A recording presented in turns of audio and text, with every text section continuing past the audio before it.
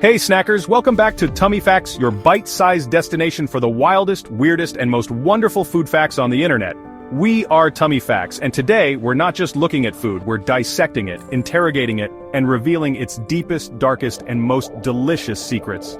Prepare to have your culinary perceptions fundamentally altered as we embark on a journey through 10 jaw-dropping food facts that will, and I don't say this lightly, have you rethinking what's on your plate, in your pantry, and perhaps even in your wildest gastronomic dreams.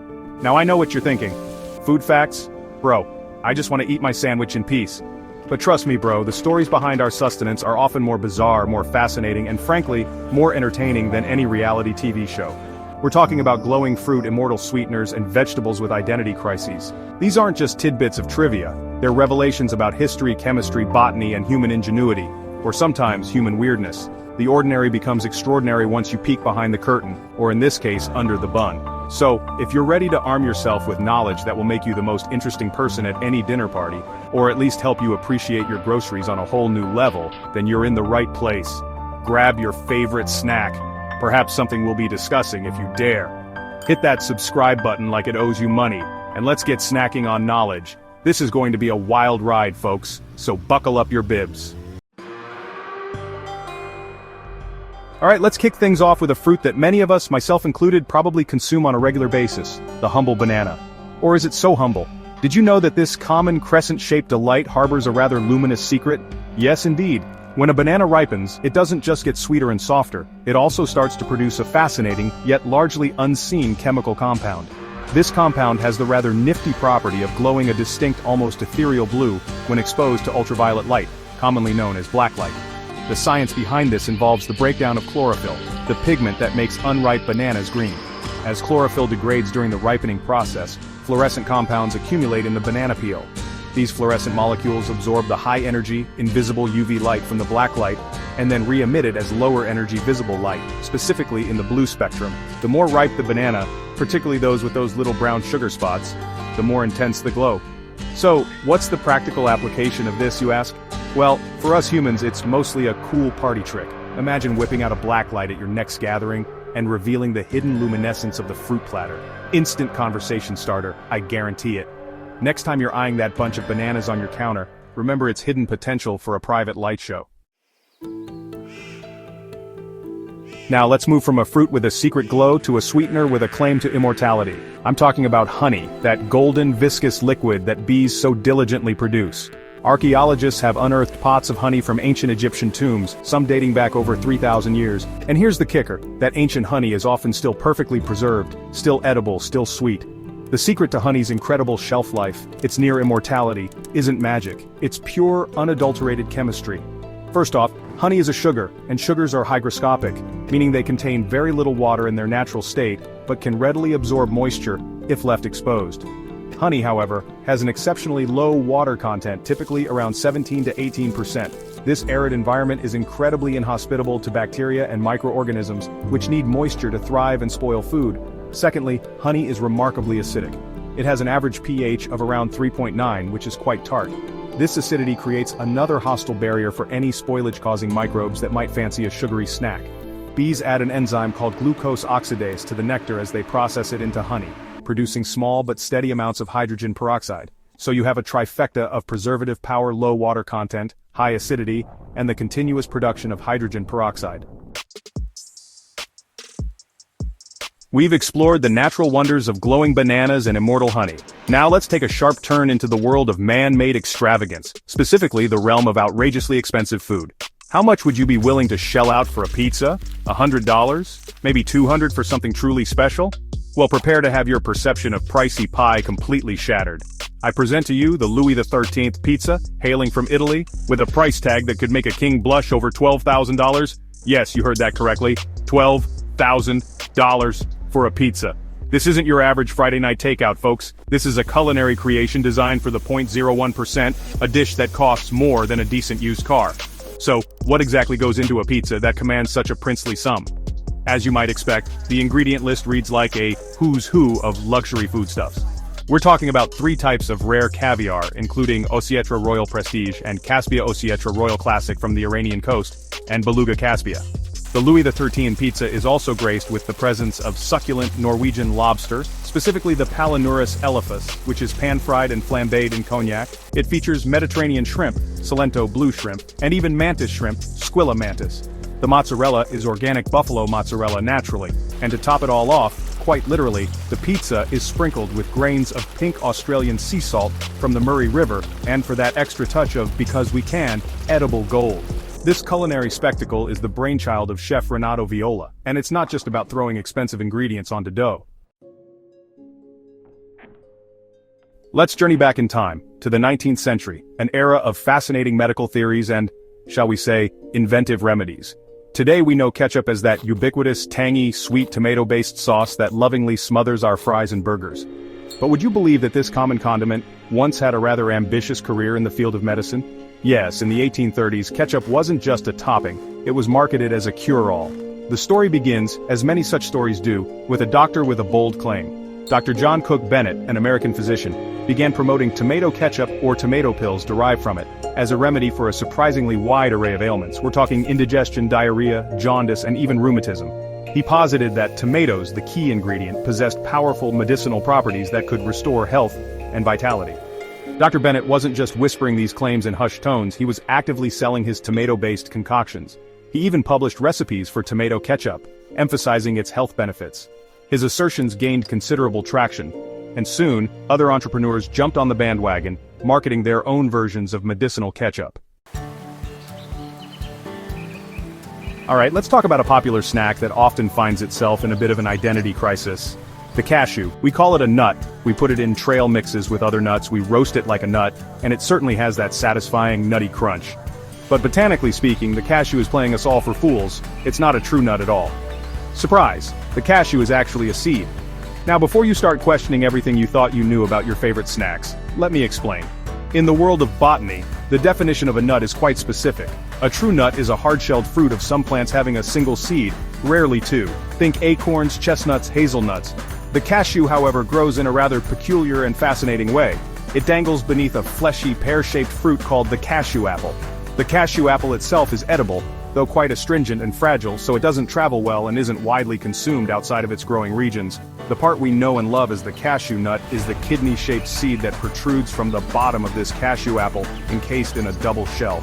This makes it botanically the seed of a drupe, much like almonds or pistachios, which also aren't true nuts despite common parlance. But here's where it gets even more interesting, and a bit hazardous. That double shell surrounding the cashew seed contains a rather nasty surprise. A toxic, caustic oil called cardol. This oil is chemically similar to the urushiol found in poison ivy and poison sumac.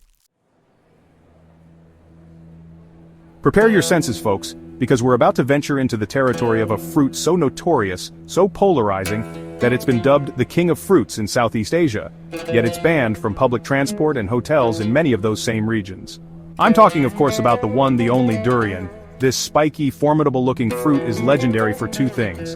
Its incredibly creamy, custard-like flesh, and an aroma so potent, so pervasive, it defies polite description. Let's address the elephant in the room, or rather, the smell in the room. The odor of durian is an olfactory experience unlike any other. It's been variously described as resembling rotten onions, turpentine, raw sewage, stale vomit, Limburger cheese, or a gym sock that's seen better decades. These aren't exaggerations for comedic effect. The smell is genuinely that strong and, to many unaccustomed noses, deeply offensive. This powerful aroma is due to a complex cocktail of volatile sulfur compounds. We're talking thiols, esters, and sulfides. Despite this olfactory assault, for those who love durian, and there are many, the taste is pure ambrosia. The flesh is rich, sweet, and complex, with notes that some describe as almond-like, caramel, or even a savory cheesecake. It's a culinary paradox, a fruit that smells like a dumpster fire but tastes like a dream.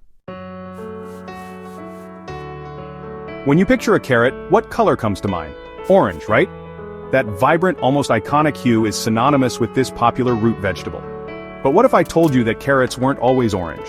In fact, for a significant portion of their history, orange carrots didn't even exist. The original, wild carrots and their early cultivated descendants came in a surprising array of other colors.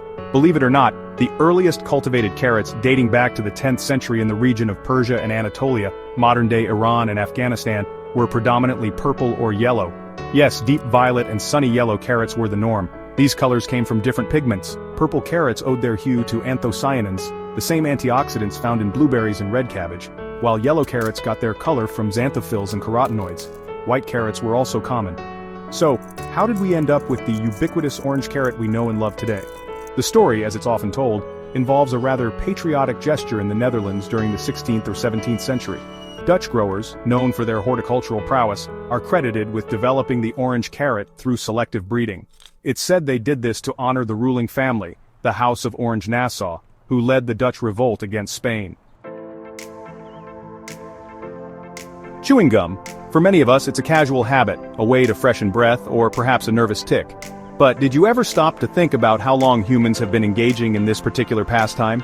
You might be surprised to learn that chewing gum isn't a modern invention, not by a long shot. In fact, people have been chomping on gummy substances for thousands upon thousands of years. We're talking prehistoric levels of chewing. Archaeological discoveries have unearthed evidence of ancient chewing gums from various cultures around the world. But the oldest known piece of gum takes us back a staggering 9,000 years to the Mesolithic period, or Middle Stone Age. This ancient chewable was found in Kirikki, Finland, and it was made from birch bark tar.